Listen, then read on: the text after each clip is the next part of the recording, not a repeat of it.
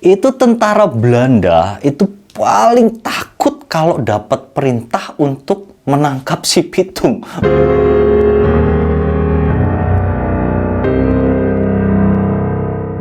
Hello guys, welcome to my channel. Gimana kabar kalian semua, sehat? Sip, mantap. Kali ini guys, gua mau mengangkat salah satu legenda Indonesia ya. Dia berasal dari tanah Betawi.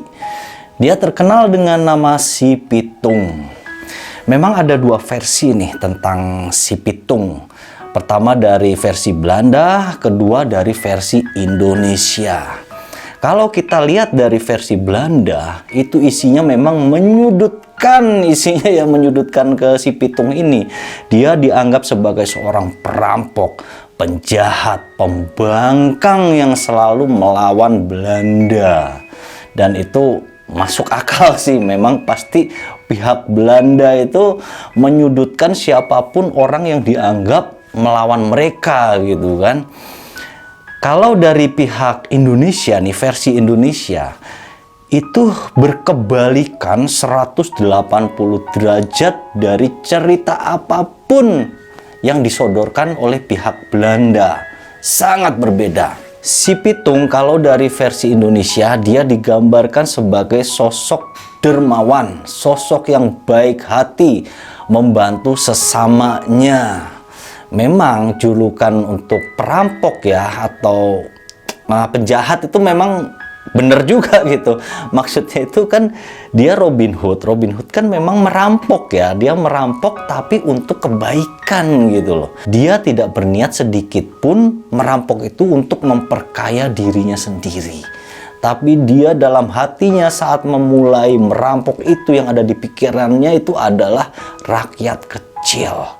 Teriakan orang-orang yang sedang kelaparan, orang-orang yang sedang kesulitan, orang yang butuh bantuan. Itu yang jadi motivasi Si Pitung ini dalam merampok. Kita mulai kisah ini dari latar belakang ya, atau dari masa kecil dari Si Pitung ini. Si Pitung ini adalah seorang legenda yang populer atau memulai sepak terjangnya itu pada abad 19 atau sekitar tahun 1800 sekian. Dia lahir di sebuah kampung yang bernama Pengumben. Jadi itu ada di daerah Rawabelong. Kalau sekarang daerah itu mungkin terletak di sekitaran ini, dekat stasiun Palmerah Jakarta. Itu letak kelahiran dari Si Pitung. Orang tua dari Si Pitung, bapaknya bernama Bang Piun, ibunya bernama Mpok Pinah. Si Pitung sebenarnya itu julukan. Dia nama aslinya bukan Si Pitung. Dia bernama asli adalah Salihun. Sedangkan Si Pitung ini ya, Pitung itu artinya pertolongan gitu loh, menolong. Jadi ada hubungannya dengan pertolongan gitu. Itu berasal dari bahasa Sunda. Jadi kalau dari nama julukannya aja ya, itu bisa kita simpulkan bahwa Si Pitung ini benar-benar adalah seorang dermawan, seorang penolong gitu. Karena dari zaman dulu dia sudah dijuluki si penolong atau Si Pitung tadi. Dia sejak kecil sudah ikut pesantren ya atau pengajian. Pesantren itu dipimpin oleh seorang kiai berkarisma bernama Haji Naipin. Si Pitung menerima banyak pendidikan membaca Al-Quran, menulis Al-Quran, akhlak-akhlak Islami ditanamkan oleh Haji Naipin ini kepada Si Pitung. Tidak hanya itu, dia juga menerima ilmu-ilmu bela diri. Dan bela dirinya itu pada akhirnya diakui ya sama seluruh rakyat Betawi dan Belanda ini bahwa ilmu Si Pitung ini sangat luar biasa. Terus kalau Si Pitung ini berpendidikan secara sangat baik ya, kenapa dia bisa menjadi seorang perampok? Ini kisahnya. Ceritanya Si Pitung ini adalah seorang penggembala kambing juga. Jadi keluarganya itu suka mengembalakan kambing-kambing ini dikerjakan oleh anaknya si Salihun tadi kan, atau Si Pitung. Suatu hari kambing dari Salihun ini atau si Pitung ini itu sudah mulai gede-gede. Saatnya untuk mengambil keuntungan dengan menjual kambing-kambing ini ke pasar. Saat si Pitung ini menjual kambing-kambing di pasar, kan memang rame banget ya. Namanya pasar kambing atau pasar sapi itu rame banget, banyak orang gitu, desak-desakan gitu kan. Terjadi peristiwa yang apes gitu. Si Pitung kambingnya dicolong, guys. Kambingnya dicuri. Dia nyari kemana-mana di daerah pasar itu nggak ketemu. Hingga si Pitung yang kecewa pun akhirnya pulang dengan tangan hampa. Begitu sampai rumah, si Pitung ini ditanya sama babenya ya. Salihun, mana hasilnya? Itu kambing mana? Duitnya mana? Gitu kan, bapaknya kan tanya dengan logat Betawi yang kental gitu. Nah, si Pitung pada saat itu menjawab dengan tenang gitu ya. Anaknya itu cool mungkin ya. Jadi dia tidak grogi atau tidak gugup, tidak berusaha menyembunyikan kesialan ini gitu. Dia hanya bilang ke bapaknya, "Aduh be, maaf be, kambing kita ada yang nyuri be. Kagak tahu kemana, duitnya juga kagak ada dong jadinya nih. Gimana be?" Gitu kan. Istilahnya gitu, guys. Kemudian bapaknya ini marah, si babe ini. "Ah, lu mah payah. Masa jaga kambing segitu aja kagak bisa? Udah, lu mesti tanggung jawab. Lu kudu cari itu kambing sampai dapat. Kalau enggak duitnya lu harus gantiin," gitu. Kemudian si Pitung pun keesokan harinya mempersiapkan untuk persiapan pergi jauh kayaknya gitu ya. Dia nyiapin bekal-bekal gitu, siap untuk mencari siapa pencuri kambingnya. Si Pitung pun berangkat, cari info sana, cari info sini, sampai akhirnya didapatkan info bahwa memang ada gerombolan yang di pasar ini, itu gerombolan yang suka nyuriin hewan ternak pedagang. Ada tuh. Kemudian kan si Pitung, wah kayaknya mereka ini nih, gua harus nyamperin mereka nih, gua harus nyari mereka. Dia tanya info, di mana tuh kira-kira? Wah, sampai akhirnya ketemu, guys. Itu gerombolan pencuri langsung didatengin sama si Pitung. Lo kurang ajar ya, berani nyuri kambing gue, kembaliin kagak kambing gue, sini.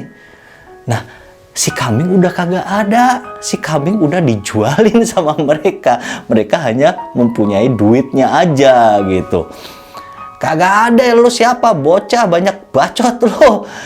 Kambing lu udah nggak ada, udah jadi duit, udah gua jual semua," gitu. Akhirnya si Pitung pun marah, "Kurang ajar, gua habisin lu." Langsung diserang nih sama si Pitung.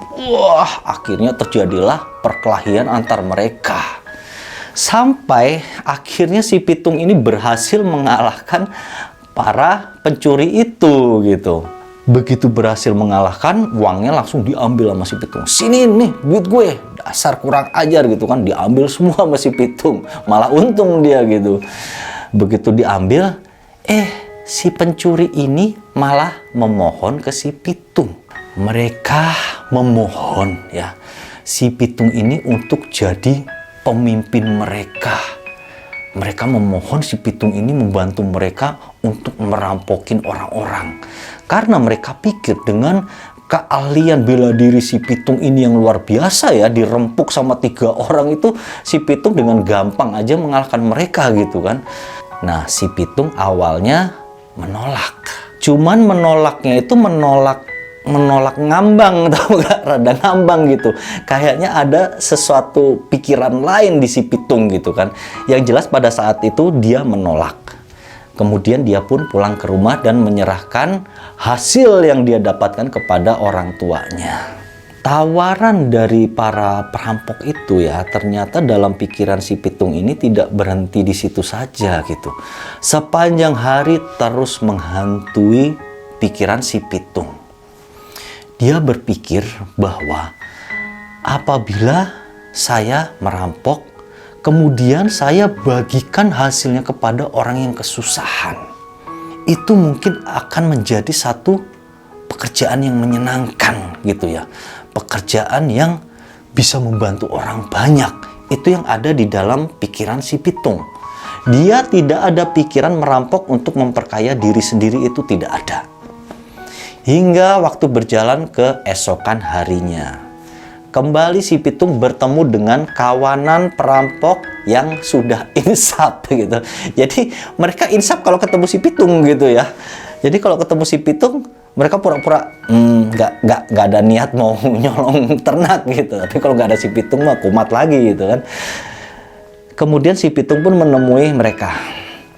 Dia bilang, soal tawaran kalian yang kemarin, saya setuju. Saya mau menjadi ketua kalian, asal kalian mau menuruti semua perintahku. Si pitung bilang begitu. Hingga akhirnya mereka pun menjadi satu kelompok perampok.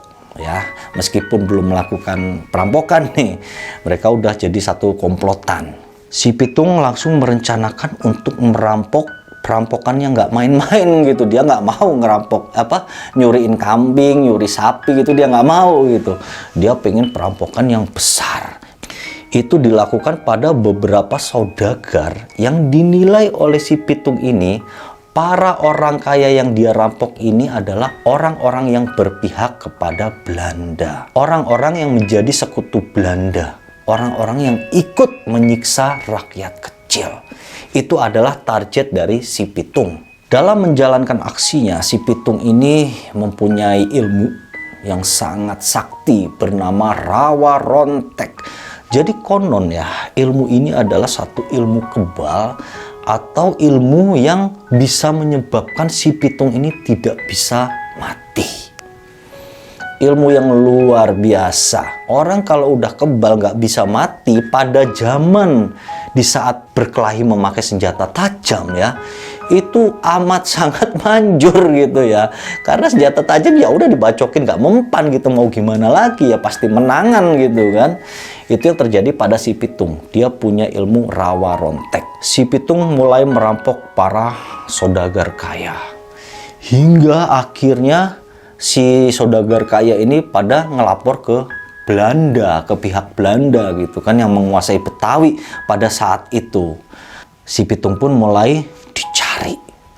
Cuman susah, keberadaannya itu bener-bener susah gitu, dicari nggak ada. Dan orang-orang yang ditanya rata-rata pada menyembunyikan keberadaan dari si pitung gitu.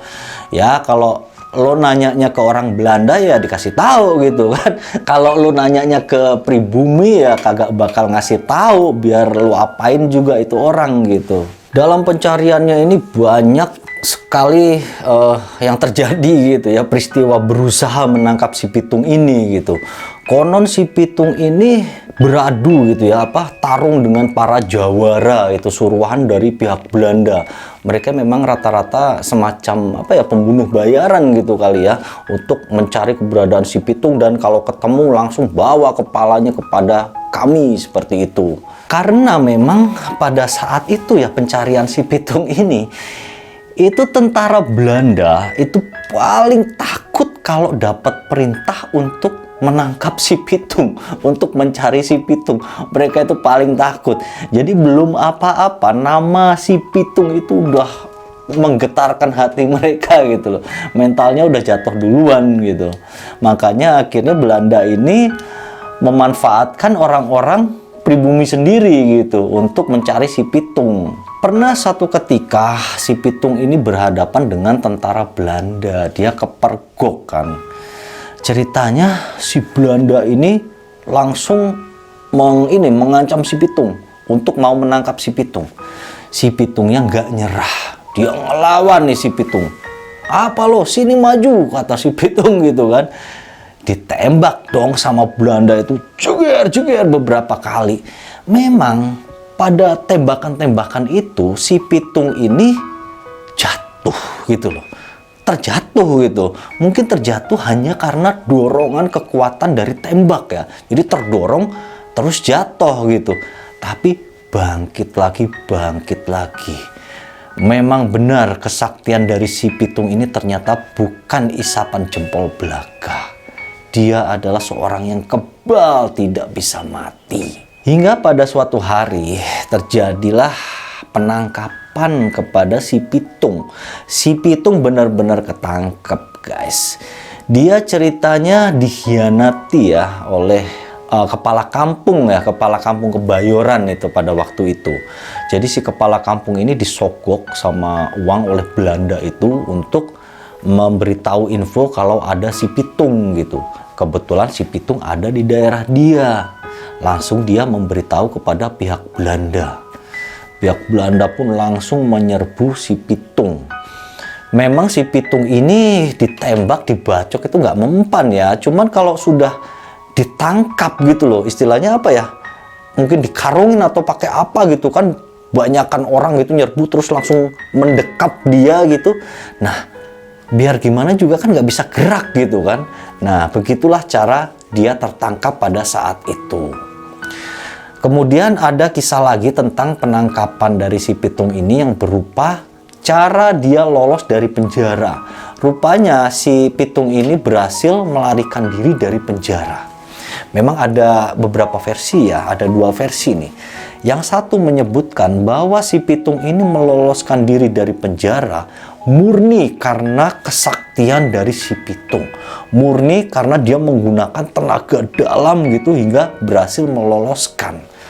Tapi ada lagi versi yang mengatakan bahwa si Pitung itu pada saat lolos dari penjara itu karena bantuan dari kepala penjara. Jadi kepala penjara ini adalah bukan seorang Belanda. Dia memberi si Pitung ini sebuah linggis ya, besi linggis itu buat mencongkel pintu penjara.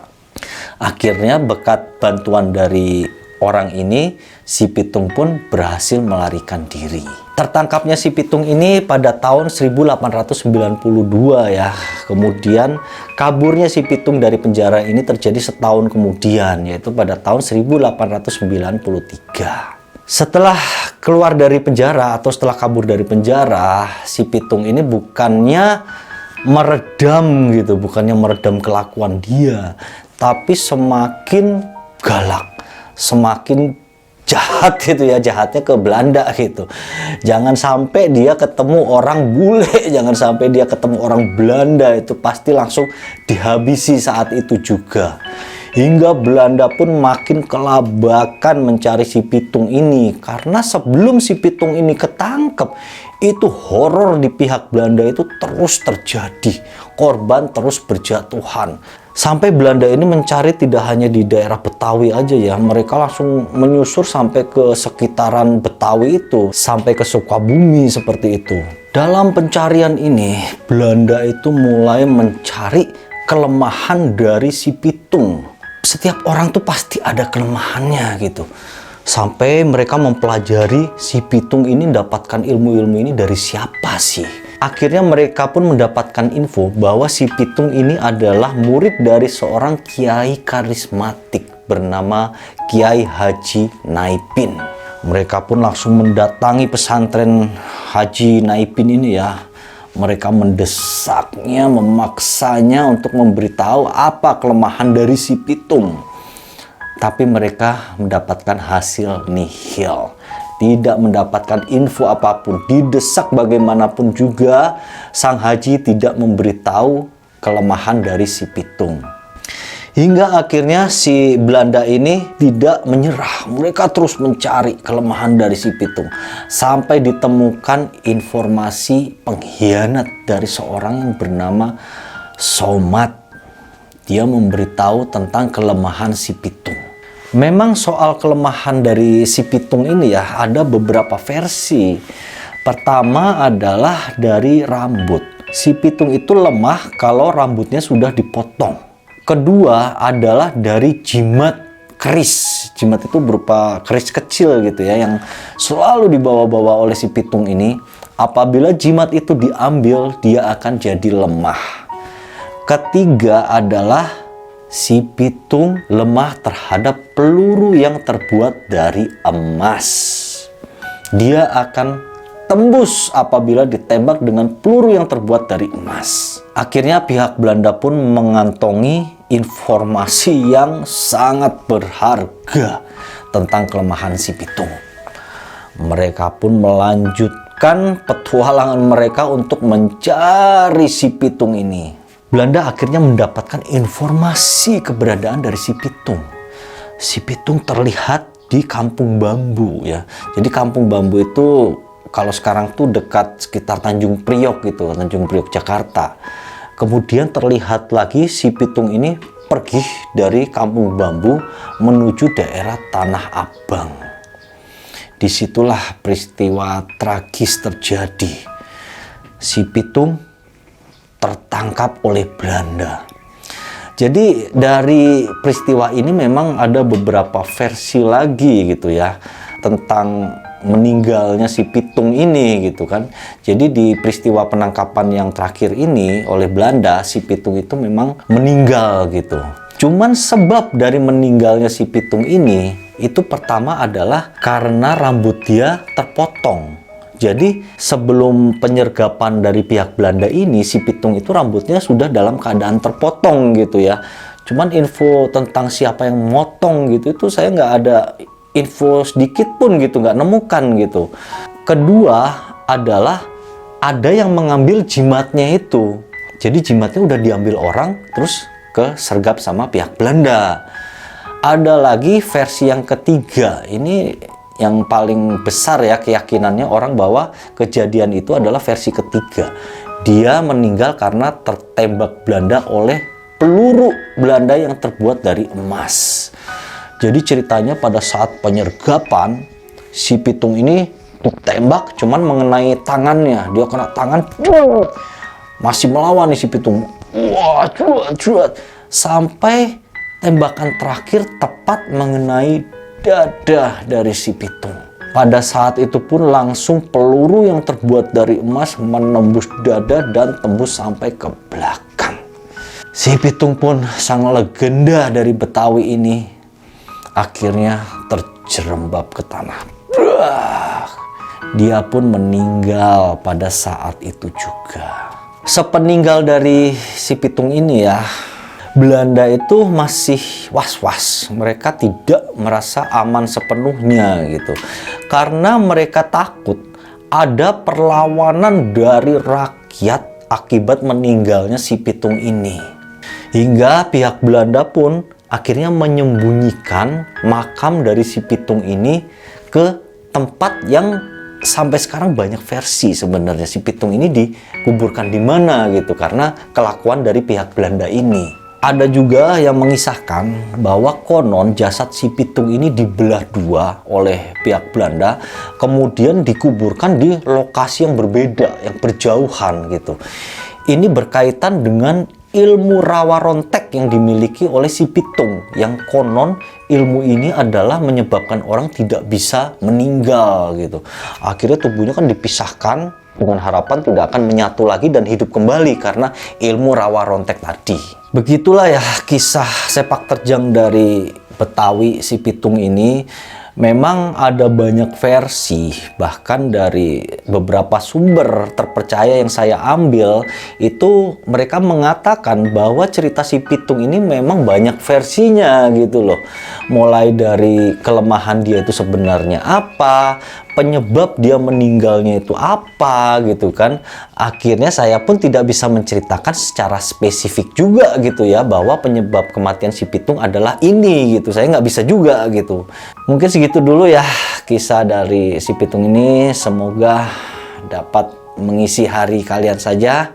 Terima kasih atas perhatiannya. Thank you and see you. Kalau sekarang itu adalah stasiun Palmerah yang ada di Jakarta. Aduh, sekitaran dekat stasiun Palmerah. Akhirnya mereka mendapatkan info bahwa si pitung ini adalah si pitung. Akhirnya ya saya jadi tidak bisa menceritakan secara spesifik. Memang soal kelemahan si pitung, fokus ya.